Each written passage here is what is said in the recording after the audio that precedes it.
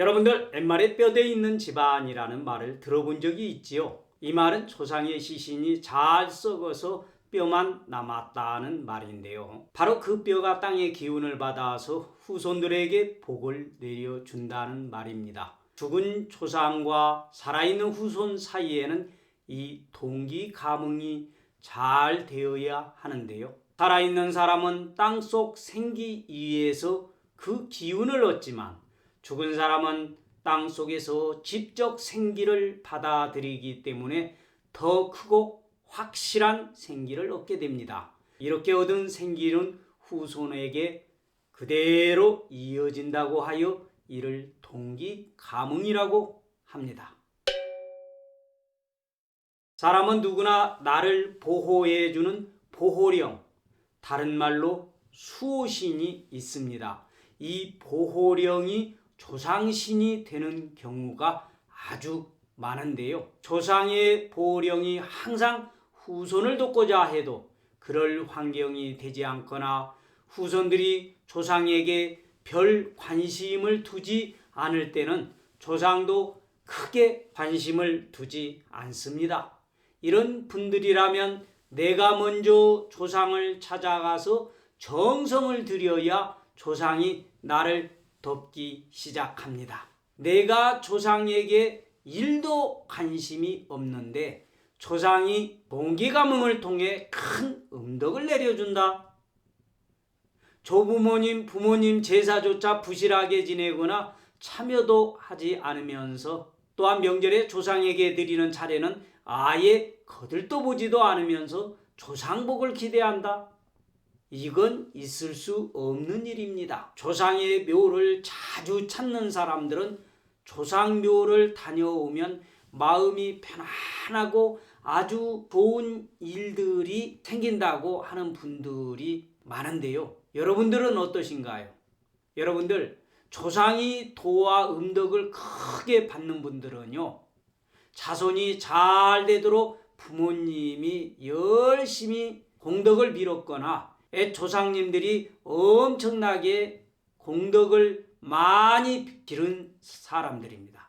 그래서 조상을 위해서 기도를 하는 집안이나 평소에 조상의 산소를 자주 찾는 분들은 놀라울 만큼 발복이 잘 되는 경우가 많습니다. 반대로 제사도 안 지내고 성묘도 하지 않고 멧돼지가 부모님 산소 다 파 뒤집어 놨는데도 그것도 모르고 조상이 나에게 해준 것이 하나도 없다고 하면서 본인이 스스로 잘난 맛으로 사는 사람들이요. 이런 분들은요, 자신뿐만 아니라 자식들까지 잘 안 됩니다. 자식들이 부모 먼저 세상을 뜨거나 자식이 부모에게 적잖은 상처와 짐을 만들어주게 되니 자식이 아니라 왼수다라는 말이 하루에도 몇 번씩 입에서 튀어나오게 되는 것이죠. 저희 손님이 조상의 음덕을 크게 입은 분이 있는데요. 이분의 사례를 한번 살펴볼까요? 두 형제를 슬하에 두고 계시는 분이신데요. 본인은 공부를 하고 싶어도 집안 형편이 워낙 어려워서 공부를 하지 못하고 검정고시를 통해서 고등학교 과정을 마쳤고 그 이후에 사이버대학교에서 대학 공부를 하였다고 합니다.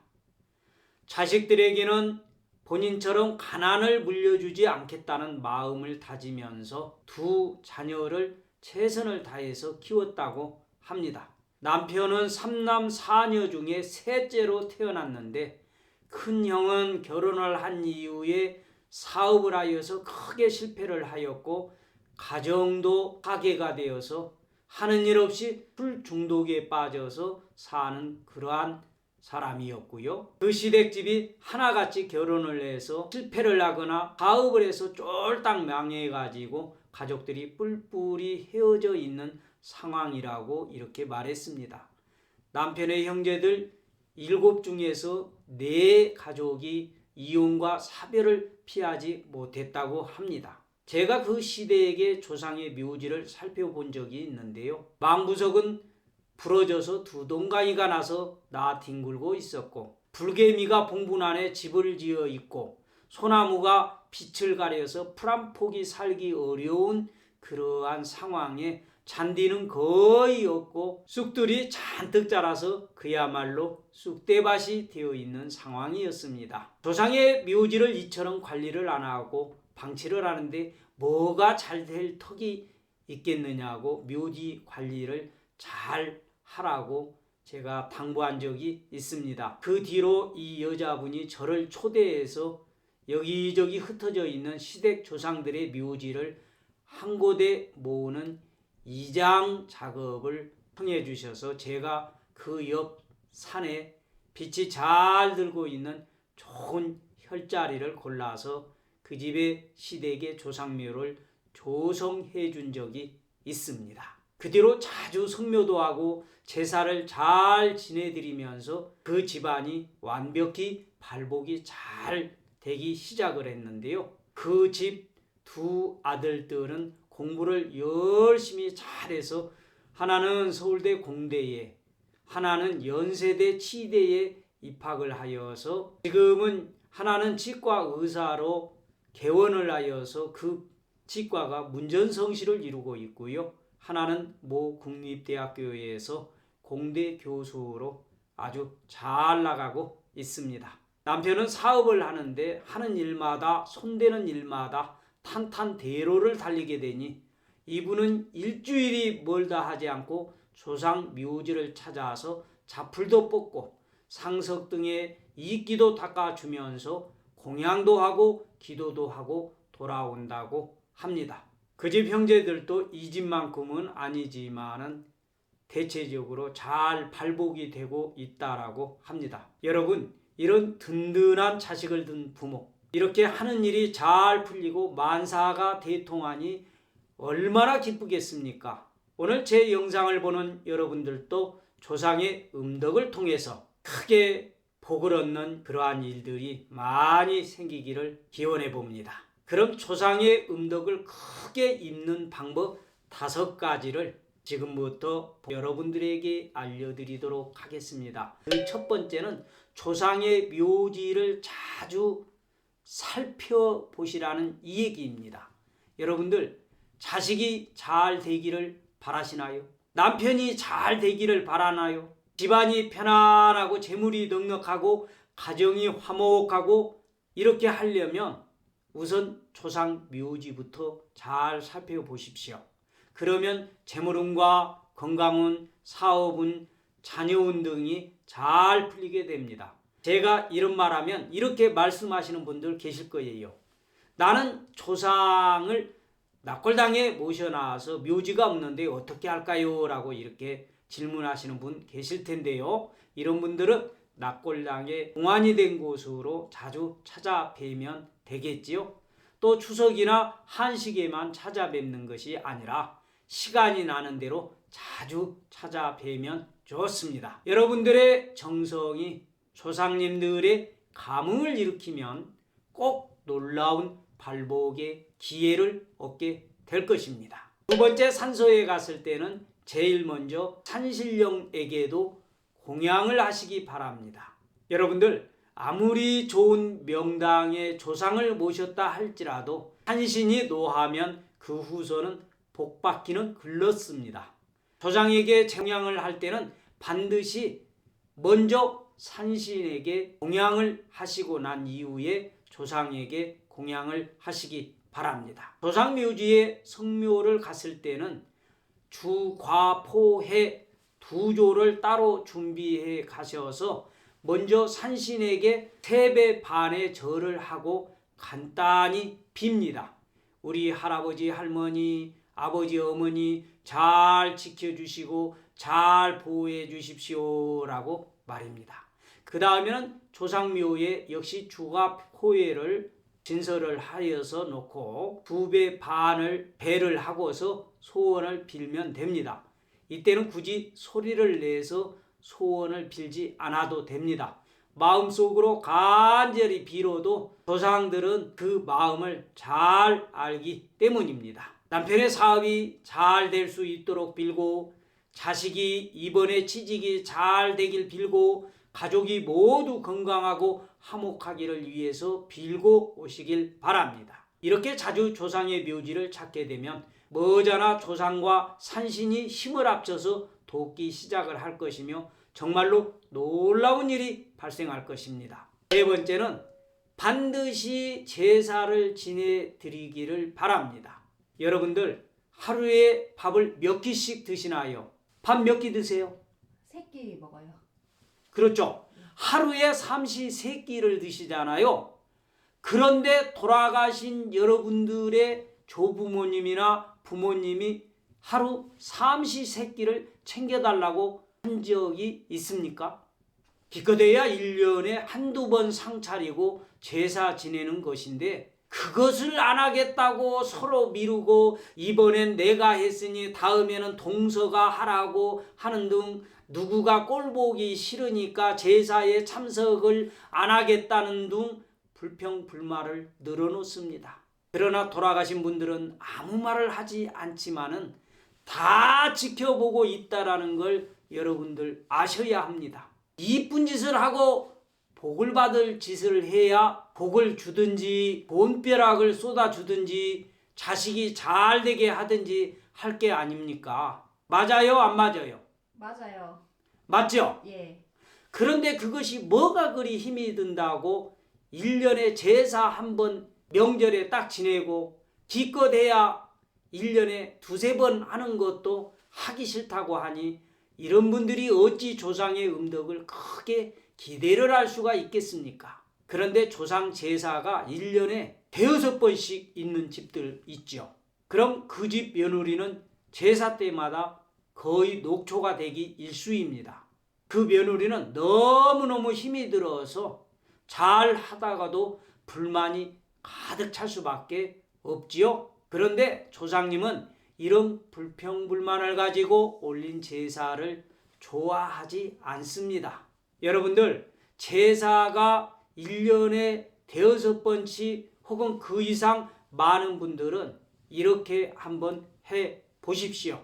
제일 웃어른의 제삿날 하루를 잡거나 좋은 날을 택일을 하여서 조상 통합 제사를 한꺼번에 올리시길 바랍니다. 한날 한시에 조상님들의 제사를 모두 합동으로 모셔드리는 것입니다.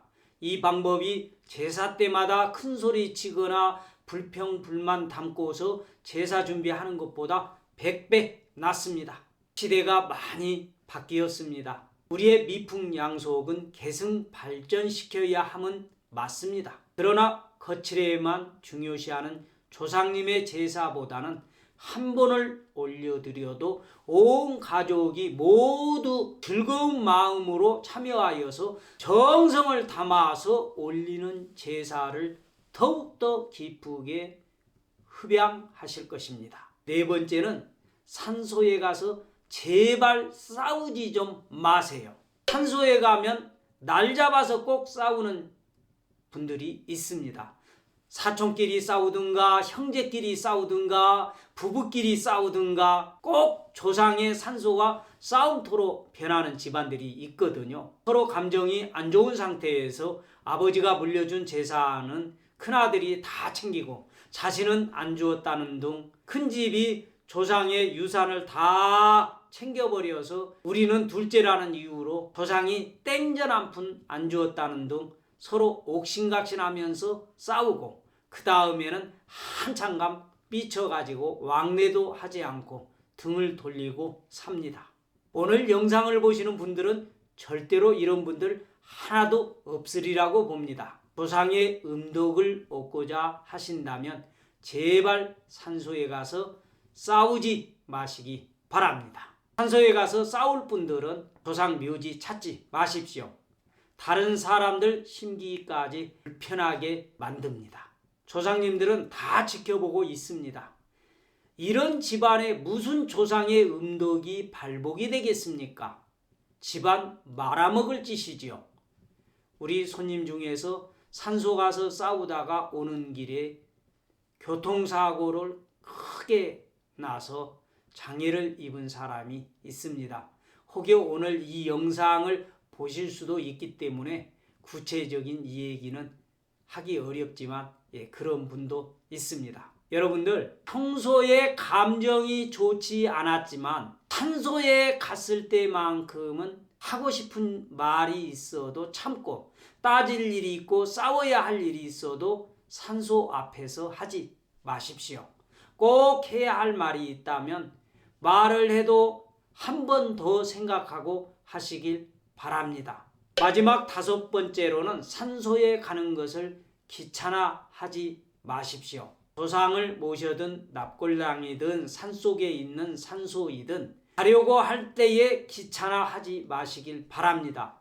꼭 조상 성묘를 간다고 하면 도살장에 끌려가는 소처럼 가기 싫어하는 사람들 있지요. 여러분들, 조상의 음덕을 크게 받는 사람들은 산소 갈 때 마음이 어떤 마음으로 가는지 아십니까? 설레이는 마음으로 갑니다. 설레이는 마음으로 간다라고 하니까 또 이런 분들 계시죠. 나는 젊었을 때에 첫사랑하고 연애할 때만 가슴이 한 번 설레어 보고 지금까지 한 번도 설레이는 가슴을 느껴보지 못했다고 또 이렇게 말씀하시는 분들 계실 거예요. 정말로 조상의 산소에 가면서 좋은 일이 생길 거라고 설레이는 마음으로 가보십시오. 흥이 나고 마음이 기쁘고 즐거움이 있어야 합니다. 이런 마음으로 조상을 찾을 때에 조상이 나를 적극적으로 돕게 됩니다. 명절인 설날이나 추석에만 찾아뵙지 말고요. 휴일에 시간을 만들어서 과일이라도 몇 가지씩 싸가지고 가서 산신령과 조상님께 공양도 하고 식구들끼리 과일도 깎아서 나누어 먹고 이렇게 하고 내려오십시오. 오늘 방송이 조상 산소를 찾는 여러분들에게 큰 도움이 되었으면 하는 마음으로 이 얘기를 드리는 것입니다.